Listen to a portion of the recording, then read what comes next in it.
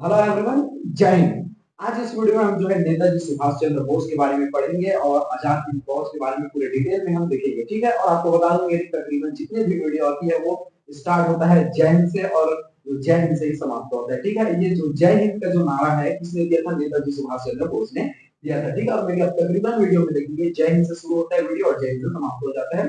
तो आज इस वीडियो में हम देखेंगे नेताजी सुभाष चंद्र बोस के बारे में पढ़ेंगे, और उसको पढ़ने से पहले हमारा नेताजी सुभाष चंद्र बोस को नमन है, प्रणाम है। हमें गर्व है कि हमारे हिंदुस्तान में ऐसे वीर क्रांति जैसे वीर सपूत पैदा हुए जिन्होंने देश की आजादी के लिए महत्वपूर्ण भूमिका अदा की। और नेताजी सुभाष चंद्र बोस के बारे में हम जितना जब जब भी पढ़ते हैं, जब जब भी सुनते हैं, हमारा जो रोम रोम उत्साह से भर जाता है। और हमें गर्व है कि हमारे हिंदुस्तान में ऐसे ऐसे वीर सपूत पैदा हुए। आप भगत सिंह को देख लीजिए, चंद्रशेखर आजाद को देख लीजिए, सुखदेव, राजगुरु, नेताजी सुभाष चंद्र बोस ऐसे हैं जिनके नाम सुनते ही को नमन करने का हमारा पूरा सर मस्तक जो है झुक जाता है इनके सामने में। तो चलिए आज हम स्टार्ट करेंगे। हम नेताजी सुभाष चंद्र बोस के बारे में पढ़ेंगे। आप जो है आप इसके लिए आप तैयार हो जाइए मेरे साथ वीडियो में। आप चलिए, नेताजी सुभाष चंद्र बोस, इनका जन्म कब हुआ? 23 जनवरी 1897। ठीक है, इनका जन्म कब हुआ? 23 जनवरी 1897 को क्या हुआ? नेताजी सुभाष चंद्र बोस का जो है जन्म हुआ। और आपको जो देखो, जो गवर्नमेंट एग्जाम के दृष्टिकोण से महत्वपूर्ण है उसको भी हम चर्चा करते चले जाएंगे, और जो इंपॉर्टेंट फैक्ट्स है केवल मैंने उनको सेलेक्ट किए हुए हैं। तो नेताजी सुभाष चंद्र बोस जी का जन्म कब हुआ? तो 23 जनवरी 1897 को हुआ। ठीक है, और नेताजी सुभाष चंद्र बोस जी जो थे बचपन से बहुत ही इंटेलिजेंट व्यक्ति थे। ठीक है, बहुत ही देश प्रेमी थे, अपने देश के लोगों के प्रति बहुत ही प्रेम था, और अंग्रेजों के जो अत्याचार को देखते थे बहुत ही वो क्रोधी हुआ करते थे। ठीक है, नेताजी सुभाष चंद्र बोस जो है अपने देश के लोगों के प्रति बहुत प्रेम था। उनको जो है लोगों के साथ मिलजुल कर रहना, अपने लोगों को जो है कहीं कहीं बांध के रखना बहुत ही स्वभाव के बहुत ही अच्छे थे नेताजी सुभाष चंद्र बोस। और अंग्रेज जब अत्याचार करते थे उनका खून खौला होता था। ठीक है, तो नेताजी सुभाष चंद्र बोस जो है जन्म कब हुआ? 23 जनवरी 1897 को हुआ। और इन्होंने जो है 1920 में, आपको ध्यान में रखना है, आईसीएस यानी कि इंडियन सिविल सर्विस का जो है एग्जाम जो है पास किया। और आपको बता दूं कि इन्होंने जो है 1921 में इसे त्याग पत्र दे दिया। इस पोस्ट में से क्या कर दिया? आईएएस के एग्जाम को पास किया 1920 में आईसीएस के एग्जाम पास किया, कलेक्टर बने वो। और जो है वो 1921 में जो है त्याग पत्र दे दिया। ठीक है, आज जो है लोग जो है अपने चपरासी का जो है चपरासी अगर बन गए तो उसका त्याग पत्र नहीं देंगे, उस नौकरी को भी नहीं छोड़ेंगे। ठीक है, और इतने बड़े पोस्ट को नेताजी सुभाष चंद्र बोस ने देश के लिए त्याग पत्र कर दिया। तो ऐसे ही इतिहास किसी को जगह नहीं देता, ऐसे ही इतिहास जो है किसी को जो महान व्यक्ति का दर्जा नहीं देता। और हमें गर्व है कि हमारे हिंदुस्तान में ऐसे वीर सपूतों ने जन्म दिया। ठीक है, आज आप देखेंगे, देखो नेता ऐसे होते थे, नेता सुभाष चंद्र बोस को आप देखिए कि पूरे देश को एकजुट होकर लेना चाहते थे, देश के लोगों के बारे में सोचना चाहते थे। आज नेता का अर्थ वर्तमान स्थिति में नेता का अर्थ ही बदल गया है। ठीक है, नेता जो लोग हैं अपने देश के लोग को जो दीमक की तरह चूस रहे हैं। अपने ही लोग जो है भारत के नेता होकर भारत के लोगों के बारे में सोचते हैं, केवल उनके भारत के लोगों को लड़ाना है, जाति धर्म के नाम पर, मजहब के नाम पर लड़ाना है, वोट लेना है, इनको वोट बैंक से मतलब है। लेकिन उस टाइम क्या नेता को देखिए, नेताजी सुभाष चंद्र बोस केवल जो देश के लिए समर्पण थे। आज के नेता अगर उस टाइम अगर ये जो है अभी आए और भारत की स्थिति देखे तो इन महान नेताओं को, इन महान क्रांतिकारियों को बड़ा दुख होगा कि उन्हें किसके लिए जो है अपने जो है जीवन को कुर्बान कर दिए हैं। तो आज के नेताओं को भी ये सोचना चाहिए, जितने पढ़े लिखे लोग अगर पॉलिटिक्स में जाते हैं तो कम से कम उनका ये कर्तव्य होना चाहिए कि जिन वीर सपूतों ने अपना खून पसीना बहाकर देश को आजादी दिलाई, कम से कम उसका मान रखे। और उन्होंने अपने खून पसीना जो है बहाकर अपने देश की आजादी दी है। तो आज जो है उस आजादी का जो नेता जो है उस खुशी का नाजायज फायदा उठा रहे हैं। तो कहीं कहीं उस टाइम के नेता और अभी के नेता में जमीन आसमान का फर्क है। आप जो जितने भी पढ़े लिखे लोग हैं पॉलिटिक्स में जाइए तो कम से कम जो नेता सब है उसका जो है गरिमा को आप बनाए रखें। ठीक है, चलिए अगला देखते हैं। तो इन्होंने आईसीएस 1920 में आईसीएस का पास किया। ठीक है, आईसीएस का एग्जाम निकाला, पास किया, और 1921 में इन्होंने क्या कर दिया? त्याग पत्र दे दिया नेताजी सुभाष चंद्र बोस ने। ठीक है, जो इंपॉर्टेंट फैक्ट्स है उसके बारे में हम चर्चा करते चले जाएंगे। इन्होंने फॉरवर्ड ब्लॉक की स्थापना की थी। ठीक है, आपको ध्यान रखना, डायरेक्टली क्वेश्चन पूछे जाते हैं। चलिए अगला देखते हैं। अब थोड़ा साउंड अच्छा आ रहा होगा। ये जो मैं नीचे का जो माइक था इसको भूल गया था लगाने के लिए, दूर पर था, उसका जो साउंड उतना अच्छा नहीं आया होगा, लेकिन आप थोड़ा इसका एडजस्ट कीजिएगा। ठीक है, साउंड ठीक आ रहा होगा ऐसा मैं आशा करता हूँ। मैं इस माइक को, जो नीचे वाला माइक है कॉलर माइक, उसे भूल गया था, टेबल पर ही भूल गया था। मैं सोच रहा था लगा है करके। नेताजी सुभाष चंद्र बोस के बारे में बताना इतने उत्साह थे कि माइक को ही भूल गए थे। ठीक है, चलिए। तो फॉरवर्ड ब्लॉक की स्थापना किसने की थी? तो फॉरवर्ड ब्लॉक की स्थापना किसने की थी? नेताजी सुभाष चंद्र बोस ने की थी। कब की थी? 1939 में। डायरेक्टली क्वेश्चन आपसे पूछे जाते हैं कि जो है फॉरवर्ड ब्लॉक की स्थापना किसने की थी? तो नेताजी सुभाष चंद्र बोस ने इनकी स्थापना की थी। फॉरवर्ड ब्लॉक की स्थापना के डायरेक्टली क्वेश्चन आपसे पूछे जाते हैं। और आपको ये ध्यान देना, ये 1939 का त्रिपुरी अधिवेशन, ये बहुत इंपॉर्टेंट है, बहुत बार पूछा जाता है। सबसे पहले यही पूछ दिया जाएगा कि त्रिपुरी अधिवेशन कब हुआ? 1939 में हुआ। ठीक है, तो त्रिपुरी अधिवेशन में क्या हुए? नेताजी सुभाष चंद्र बोस जो है अध्यक्ष चुने गए थे। अब आपको थोड़ा सा त्रिपुरी अधिवेशन के बारे में मैं बता देता हूँ। त्रिपुरी अधिवेशन में अध्यक्ष पद के लिए क्या हुआ था? चुनाव हुआ था। एक और नेताजी सुभाष चंद्र बोस खड़े थे और दूसरी ओर पट्टाभी सीतारामैया खड़े हुए थे। तो पट्टाभी सीतारामैया का समर्थन कौन कर रहे थे? गांधी जी कर रहे थे। गांधी जी उनके लिए क्या मांग रहे थे? वोट मांग रहे थे। भैया देखो, हमारा समर्थन है कि आप पट्टाभी सीतारामैया को अध्यक्ष पद के लिए जिताइए। इधर जो नेताजी सुभाष चंद्र बोस खड़े हुए थे। जब चुनाव हुआ, ठीक है, तो नेताजी सुभाष चंद्र बोस क्या हुए? इस सुभाष चंद्र बोस जो क्या हुए? अध्यक्ष बन गए। और जो गांधी समर्थन कर रहे थे पट्टाभी सीतारामैया, वो जो है इस चुनाव में हार गए थे। ठीक है, तो जब पट्टाभी सीतारामैया हारे तो गांधी जी का ये स्टेटमेंट आया, कथन आया है कि पट्टाभी सीतारामैया की हार मेरी हार है। तो जो है नेताजी सुभाष चंद्र बोस ने इस अध्यक्ष पद से क्या कर दिया था? त्याग दे दिया था। ठीक है, तो ये डायरेक्टली कुछ कुछ इंपॉर्टेंट फैक्ट्स हैं, उसको आपको लेते चले जाना है। जैसे कि त्रिपुरा अधिवेशन कब हुआ? 1939 में। इसमें अध्यक्ष पद के लिए कौन जीता? तो नेताजी सुभाष चंद्र बोस। नेताजी सुभाष चंद्र बोस के अगेंस्ट कौन खड़े हुए थे? पट्टाभी सीतारामैया। पट्टाभी सीतारामैया का समर्थन कौन कर रहे थे? गांधी जी। जब पट्टाभी सीतारामैया हारे तो क्या कहा? तो पट्टाभी सीतारामैया की हार मेरी हार है। किसका कथन है? तो गांधी जी की कथन है। तो नेताजी सुभाष चंद्र बोस ने क्या कर दिया? इस पद से त्याग पत्र दे दिया। ठीक है, चलिए अब देखते हैं आजाद हिंद फौज के बारे में। ठीक है, आजाद हिंद फौज। आजाद हिंद फौज सबसे पहले अगर देखा जाए तो आजाद हिंद फौज का जो आइडिया किसके दिमाग में आया था सबसे पहले? ये डायरेक्टली क्वेश्चन पूछे जाते हैं, तो कैप्टन मोहन सिंह के दिमाग में आया था सर्वप्रथम। ठीक है, सर्वप्रथम किसके दिमाग में आया था? कैप्टन मोहन सिंह के दिमाग में ये आया था। डायरेक्टली क्वेश्चन पूछे जाते हैं आजाद हिंद फौज का जो विचार सबसे पहले किसके दिमाग में आया था? तो कैप्टन मोहन सिंह के दिमाग में आया था।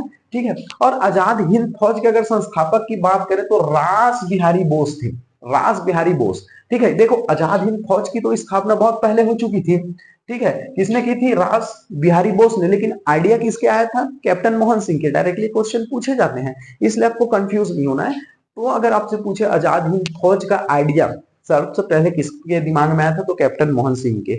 और इनके संस्थापक कौन रहे हैं?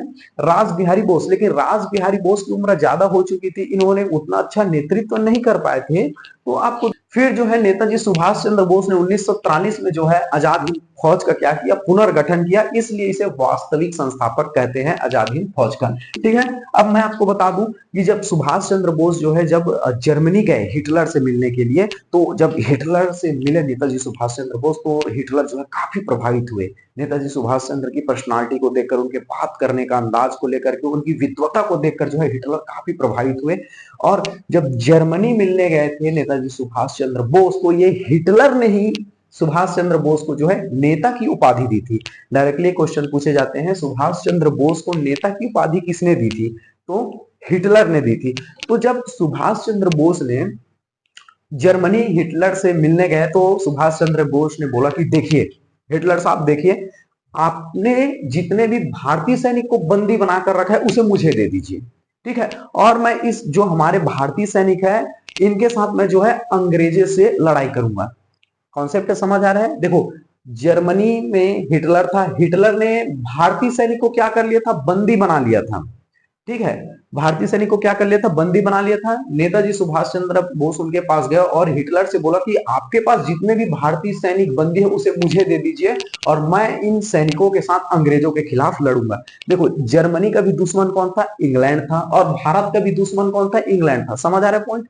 तो अब जब नेताजी सुभाष चंद्र बोस ने बोला कि आप जितने भी भारतीय सैनिक को बंदी बनाकर रखे उसे मुझे दे दीजिए, मैं अंग्रेजों के खिलाफ लड़ूंगा, तो हिटलर ने क्या कर दिया? नेताजी सुभाष चंद्र बोस को जितने भी भारतीय सैनिक को बंदी बनाया था उसे नेताजी सुभाष चंद्र बोस को दे दिया। ठीक है, जर्मनी का भी दुश्मन कौन था? इंग्लैंड था। और भारत का भी दुश्मन कौन था? इंग्लैंड था, क्योंकि भारत को गुलाम बनाकर रखा हुआ था।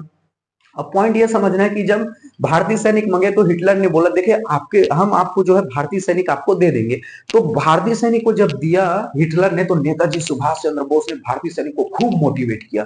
देखो आप जो है अपने देश के लिए लड़ना है, आपको अपने जो खून है उसे अपने देश के लिए बहाना है, तुम मुझे खून दो मैं तुम्हें आजादी दूंगा। ये कथन किसका? नेताजी सुभाष चंद्र बोस का है। तो उनका कहने का मतलब ये था कि भारतीय सैनिक आप मुझे अपना खून दो और मैं इसके बदले आपको अंग्रेजों से आजादी दिलाऊंगा। मानता हूं कि आपको इस युद्ध में अपना खून बहाना पड़ेगा, लेकिन आने वाली पीढ़ियां जो है इस अंग्रेज से मुक्त हो जाएगी। ठीक है, तो तुम मुझे खून दो मैं तुम्हें आजादी दूंगा, ये किसका कथन था? तो नेताजी सुभाष चंद्र बोस का ये प्रमुख आपको नारा था, ये आपको ध्यान में रखना। नेताजी सुभाष चंद्र बोस ने जो है पूरे भारतीय सैनिक को बहुत मोटिवेट किया और पूरे जो है भारतीय जो सैनिक थे वो जो है जोश और उत्साह से उमड़ गए थे। तो नेताजी ने बहुत बेहतरीन मोटिवेट किया और वो तैयार हो गए अंग्रेजों के खिलाफ लड़ने के लिए। और इन सभी भारतीय सैनिक के साथ इन्होंने 1943 में, आपको ध्यान में रखना है, पुनर्गठन, यानी कि इन्होंने जो है आजाद हिंद फौज को पुनर्गठन किया और एक वास्तविक संस्थापक के रूप में उभर कर आए। और आजाद हिंद फौज बहुत स्ट्रांग हो गया था और अब जो है ये अंग्रेजों से लड़ने के लिए तैयार था। तो देखो भारतीय सैनिक उतने ट्रेंड नहीं थे भाई, उनको उतनी ट्रेनिंग नहीं थी, बंदूक चलाना नहीं आता था, बारूद चलाना नहीं आता था, उनको जो मॉडर्न जो जितने भी बम बारूद है उनके बारे में उतनी जानकारी नहीं थी। तो इन्होंने जापान गए। पूरे भारतीय सैनिक कहां से ट्रेनिंग लिए? जापान से ट्रेनिंग लिए। और जापान जो था भारतीय जो सैनिक का पूरी तरह से मदद कर रहा था अंग्रेजों से लड़ने के लिए। ठीक है, देखो जर्मनी ने क्या किया? भारतीय सैनिक को दे दिया। अब भारतीय सैनिक को ट्रेन किसने किया? जापान ने किया। और जापान जो है हमारे जो है कहीं कहीं अंग्रेजों से लड़ने के लिए सहायता प्रदान करता था।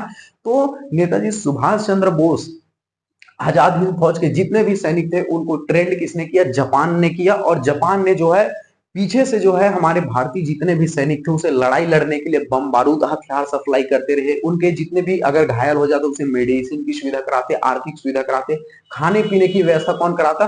पूरे जो है जापान कराता था। यानी कि जापान जो है हमें भारतीय सैनिक को क्या कर रहा था? कहीं कहीं पूरे तरह से हमें प्रोत्साहित कर रहा था और सहायता भी कर रहा था। तो आपको ध्यान में रखना है, थोड़ा मैं इस यहाँ पर जो बोर्ड में लिखा हूं उसको भी मैं पढ़ देता हूं।